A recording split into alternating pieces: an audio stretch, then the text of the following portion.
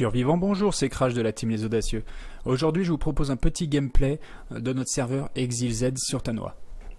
Alors, pour commencer, nous choisissons notre point de spawn. Donc, on a le choix entre plusieurs villes. Voilà, et random, c'est aléatoire. On ne sait pas où c'est qu'on va tomber. Donc, pour moi, je vais choisir, celle qu'on veut, hein, de toute façon. Allez, Ovo, c'est parti. Donc nous voilà parachutés. Tac. On fait la molette pour ouvrir notre parachute et on l'ouvre. Voilà. Alors ce qu'on voit tout de suite, c'est qu'on a une barre de statut en bas. Donc vous pouvez voir apparaître, donc là je pars de gauche, on a la vie tout à gauche, la soif, la faim. Les capsules c'est l'argent sur Exil. Le coffre-fort c'est l'argent que vous avez en banque. Ensuite c'est le respect. Ensuite vous avez la boussole, voilà ce que j'ai affiché, et le nombre de joueurs sur le serveur. Alors j'ai dit ce que j'ai affiché, oui, parce qu'en fait si vous faites le bouton 6, ça vous ouvre votre un petit peu votre tableau de contrôle. Donc vous l'allumez avec la croix. Et ici, vous pouvez gérer donc vos territoires quand vous construisez des bases, vos familles, vos amis que vous pouvez voir sur la carte. Voilà, tout ça, tout ça. Donc, quand vous cliquez sur Mort, vous avez accès à toutes les applications qui ont été ajoutées. Donc, on voit qu'il y a Config Bar. Donc, c'est notre barre de statut. Donc, ici, on peut afficher ce qu'on veut. Par exemple, FPS, je rajoute les FPS. Voilà, les Restart Time, bon, pour l'instant, ça ne sert à rien. Le kill ratio, voilà. La couleur du fond de la barre, si on veut la mettre rouge, la mettre verte, la mettre rose. Voilà, la position, je peux la mettre en haut, je peux la mettre en bas. Voilà, on la met vraiment, on fait vraiment ce qu'on veut avec cette base. Vous la personnalisez vraiment comme vous voulez, même la taille des écritures, la police, tout est paramétrable. Voilà, donc on sauvegarde, après on peut la cacher, voilà. Par exemple, tiens, un petit truc, voilà, comme ça j'ai plus le petit truc qui sert à rien sur le côté, je peux l'enlever. Voilà, je sauvegarde et je quitte. Ensuite, donc on a le bouton serveur info, pour l'instant c'est serveur info, mais je vais le passer en petit guide pour les nouveaux joueurs. Voilà, deux, trois petits conseils, voilà. Distance de vue. Donc là, on peut régler la distance de vue. Par exemple, quand on est en l'air, on peut augmenter les distances. Vous voyez là, voilà. On peut augmenter aussi la distance des objets, baisser. Voilà, c'est intéressant pour les gens qui ont des PC qui sont pas super récents. On n'a pas tous des configs de tarés. Donc c'est intéressant de mettre ça, même la qualité du terrain. Voilà. Ensuite on a un petit journal, donc le journal c'est tout simplement un genre de pense-bête. Par exemple je marque un texte, je le sauvegarde, voilà, et il restera sauvegardé dans mon journal. Je peux aussi supprimer le texte que j'ai marqué, tout simplement. Voilà, voilà. Ensuite le menu de craft, donc ici sont répertoriés la plupart des objets de base. Donc je dis de base parce qu'en fait nous utilisons le mode Extended Base Mode qui rajoute quand même énormément d'objets à crafter. Donc pour l'instant il y a les objets de base et je vais les rajouter petit à petit dans la liste. Voilà, ici on peut faire un petit voilà, c'est comme ça qu'on trie en fait. Voilà, les signes, vous voyez, vous avez déjà pas mal d'objets en plus. Voilà, les murs, tout ça. Ok, donc ensuite, une fois qu'on a sélectionné, on voit les composants qu'il nous faut, les objets, les outils que l'on a besoin pour pouvoir crafter, et ce que ça nous donne. Donc aussi, il y a également require, voilà.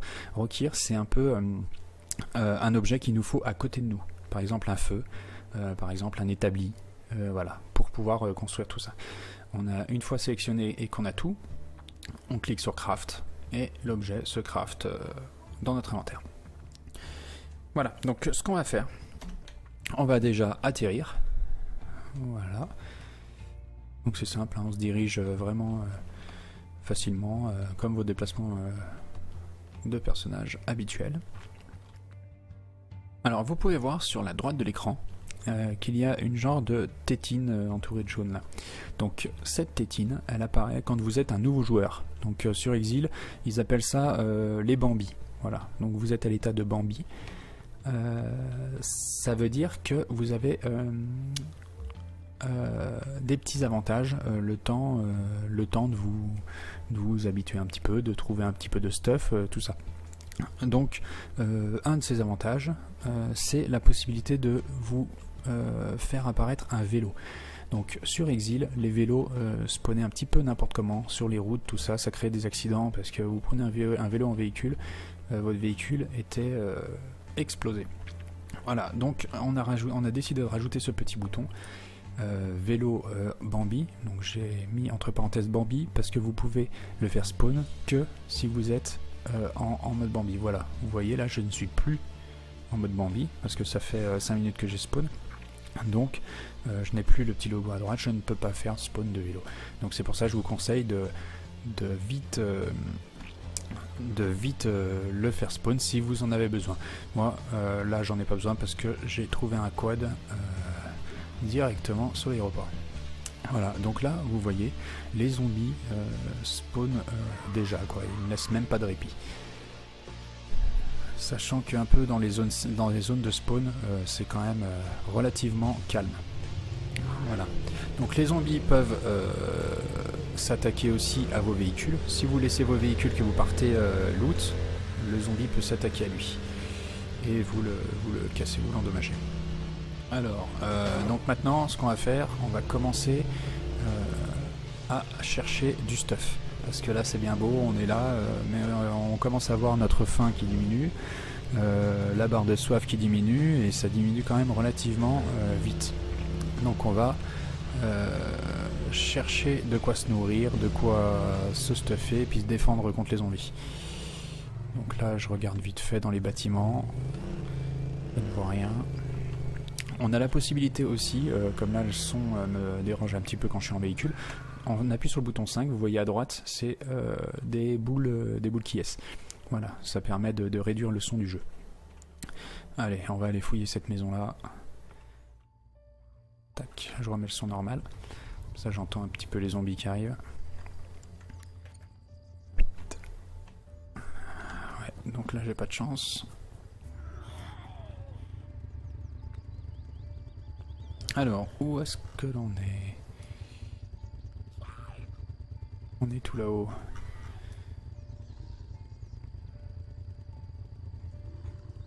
Ok, on va aller à Ovo.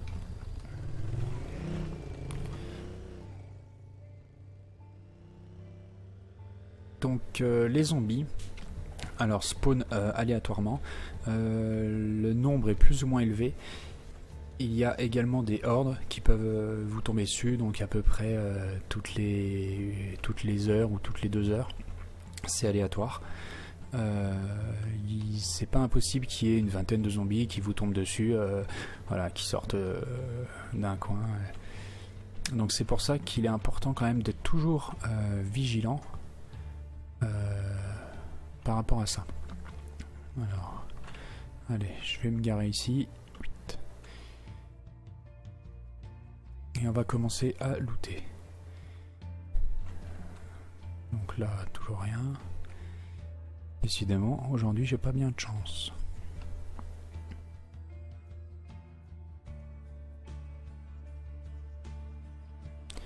Ah, ça y est.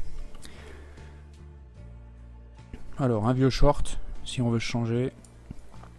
Tac. Une bouteille de plastique, je la reprends.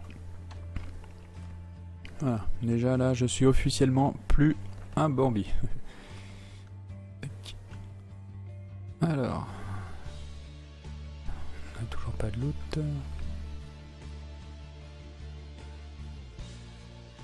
Donc c'est important vraiment de s'équiper rapidement au début, hein, parce que là on est carrément vulnérable s'il y a un autre joueur qui arrive ou on sait pas trop comment ça peut faire. Casquette. Et vous pouvez vendre aussi quand même pas mal d'objets hein, dans les zones safe. Hein. Donc moi je vous conseille quand même bon, au début vous savez pas trop ce qui coûte cher, ce qui coûte pas cher. mais prenez le maximum d'objets que vous pouvez. Tout ce que vous vendrez, c'est toujours ça de gagner. Alors, tiens, voilà, c'est quoi? C'est une munition, chargeur. Voilà. Donc là, vous voyez aussi la place de votre équipement est très restreinte. Il faut vite trouver. Enfin, je dis ça, c'est facile, mais trouver un sac à dos, un gilet. Voilà, les zombies sont équipés, ont souvent sur eux des gilets. Ah tiens, bah voilà, parfait. Donc là déjà j'ai de quoi me défendre, de quoi tuer un zombie, prendre son stuff, voilà. Bon, j'ai pas assez de place pour prendre le reste des chargeurs. Voilà, donc là vous voyez on est à Ovo, ce qui est une ville de spawn, donc qui a quand même beaucoup moins de zombies. Donc ça permet quand même de commencer un petit peu tranquillement. Je dis pas qu'il n'y en a pas, hein, mais voilà. On est déjà un petit peu plus tranquille.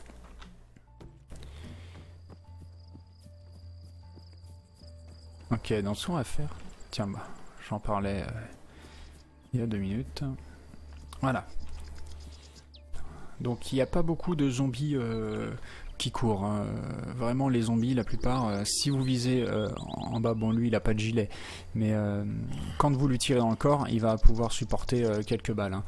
Voilà, là je lui tire dessus, il supporte des balles, voilà.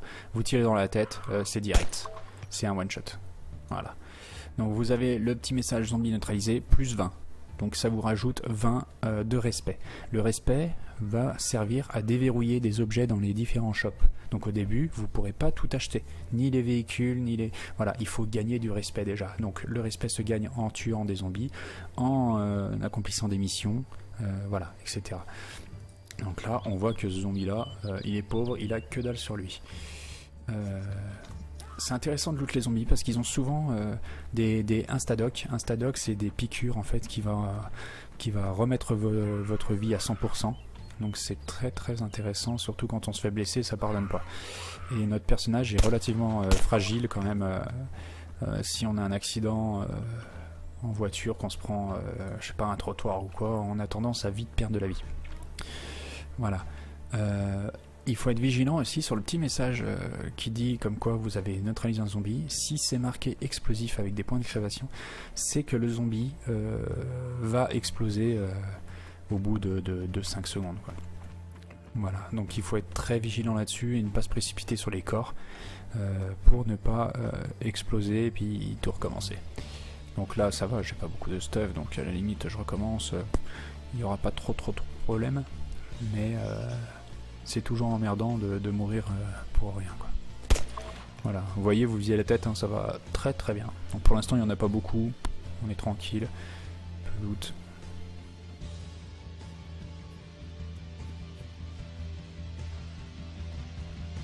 Bon là ça m'arrange pas, il commence à faire nuit. Un petit bâton lumineux, mais j'ai pas de sac, évidemment. Voilà, c'est ça qui est intéressant, hein. C'est vraiment l'aspect survie, l'aspect on recherche du matériel, on trouve pas, on est entouré de zombies, qu'est-ce que je fais voilà. Il y a aussi des joueurs qui peuvent proposer leur aide. Je sais que sur le serveur, il y a quand même pas mal d'équipes qui sont assez PVE. Putain, il y a plein de matos que je peux pas ramasser, quoi. Donc voilà, n'hésitez pas à demander dans le chat ou sur TeamSpeak si jamais vous voulez un coup de main, si voilà, ça évite de recommencer 15 fois la partie. Alors ouais, ben, j'arrive même pas à trouver un sac à dos. Une nuit.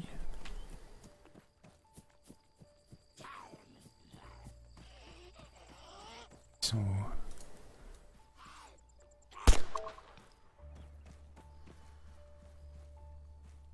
Pas le tuer, économiser les balles parce que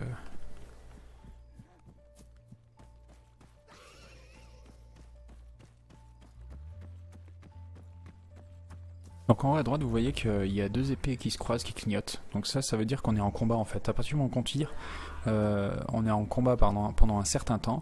Et par exemple ça peut nous empêcher de construire. Si quand on construit, on ne peut pas construire en combat. Quand on répare un véhicule par exemple aussi, on peut pas. Il va nous dire vous êtes en combat.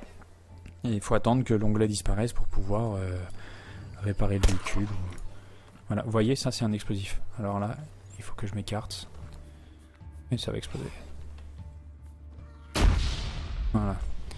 Il faut être un peu vigilant là-dessus.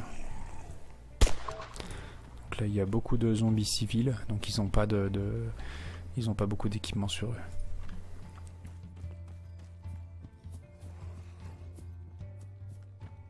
On est dans un petit village.